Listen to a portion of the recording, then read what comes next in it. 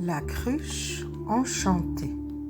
Elle était une fois dans un pays lointain qui n'a ni adresse ni chemin, une dame appelée Wassila. Elle était veuve et avait 2 garçons, de 15 ans et de 16 ans. Wassila était laveuse, les gens lui donnaient leur linge sale qu'elle lavait à la rivière, étendait sur les buissons au soleil, puis une fois séché, elle le pliait et le ramenait chez eux contre une rémunération. Être laveuse à cette époque-là demande beaucoup d'efforts, car le savon tel qu'on le connaît aujourd'hui n'existe pas encore. Et on lavait le linge avec des plantes appelées saponaires. On faisait mousser en les frictionnant et en leur rajoutant de l'eau. Il fallait battre le linge avec un battoir ou bien le frotter longuement contre une planche en étant accroupi devant un cours d'eau. L'avantage des plantes saponaires, c'est qu'elles ne polluent pas les rivières.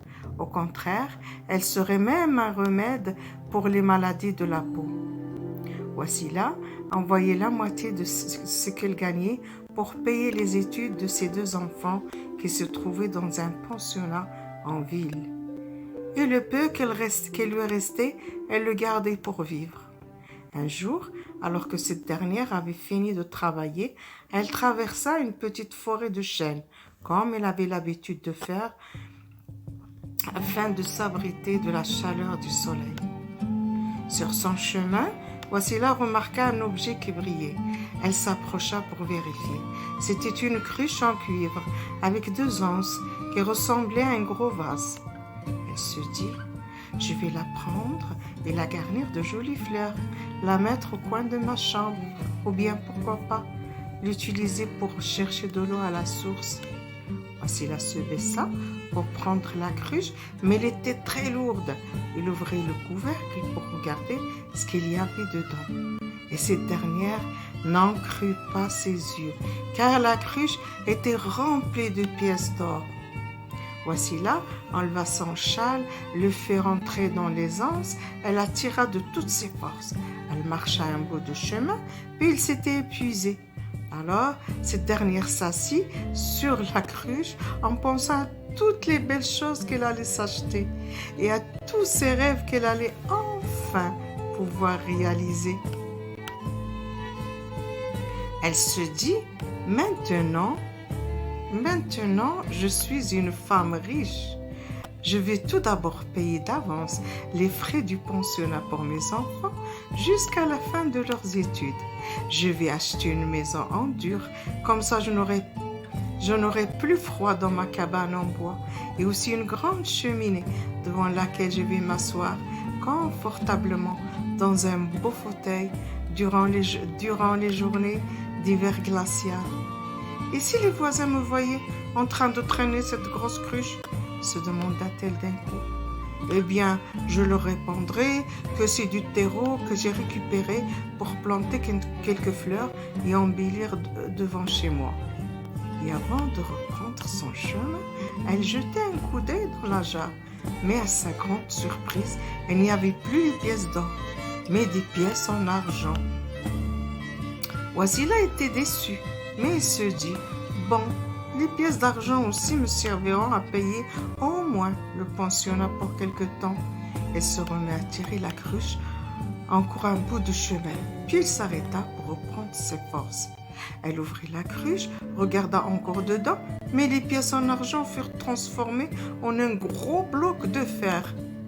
Wassila se dit: ce n'est pas grave, je vais vendre ce bloc de fer au forgeron et les pièces que je vais en tirer vont m'aider à faire quelques courses. Elle se leva en prenant son courage à 2 mains et traînant la cruche. Elle était presque arrivée. Elle pouvait même voir sa maison de loin. À quelques mètres de chez elle, cette dernière s'arrêta encore pour souffler et jeta un coup d'œil dans la cruche où il y avait une grosse pierre. Alors, elle continua de la traîner en se disant: une grosse pierre est toujours utile. Je pourrais la mettre derrière la porte pour la bloquer. Ça empêchera le froid de rentrer. Wassila arriva chez elle, retira son châle des anses de la cruche, le posa sur la chaise, puis ouvrit cette dernière où il n'y avait plus que la terre. Wassila se dit, la terre aussi, c'est bien pour planter des fleurs, et la cruche me servira de gros vases pour les présenter et embellir un coin de ma pièce. Wassila s'assoit sur une chaise pour se reposer un peu après une telle corvée, quand elle a entendu comme un vent qui sifflait très fort derrière elle. Elle se retourna pour voir d'où venait ce bruit. C'était une mini-tornade qui sortait de la cruche. Effrayée, Wassila voulut courir pour quitter les lieux, mais elle était clouée sur sa chaise. Puis un énorme génie tout vert sortait de la jarre et flottait dans la pièce. Wassila lui dit d'une voix tremblante, « Écoutez, monsieur le génie, moi je n'ai rien fait de mal. La cruche était abandonnée sur mon chemin et je l'ai ramassée. Si vous voulez la reprendre, allez-y et laissez-moi en paix. » « Non, dit le génie d'une voix résonnante, « je ne vous veux pas de mal. Au contraire. » Et ce dernier poursuivit, « Je suis un des génies de la forêt. Et depuis des décennies, je voudrais bien aider les humains qui sont dans le besoin. Mais avant, il me faudra les éprouver. Les humains sont censés avoir l'esprit souple, ce qui les rendait adaptables.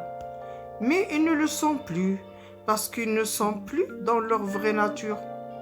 Mais ils continuent à croire que c'est ça leur vraie nature. Ceci est seulement le fruit de leur habitude et de leur répétition. N'ayez crainte, je suis heureux de savoir qu'il existe des humains qui savent s'adapter à toutes les situations et non pas seulement des arrogants qui attendent que le monde entier s'adapte à eux. Et ce que je vais vous donner ne se transformera plus, c'est promis. Puis le génie souffla dans la cruche, elle la remplit de pièces en or. Cette dernière avait même débordé et un gros tas de pièces se forma au milieu de la salle. Wassila remercia très fort le génie qui sortit de chez elle en voltigeant de plus en plus haut dans le ciel. Et ce dernier lui conseilla de demeurer telle qu'elle était, une belle âme, avant de disparaître dans les airs. Et ainsi, mon conte est parti avec les eaux de la rivière pour arriver entre les mains de gens généreux.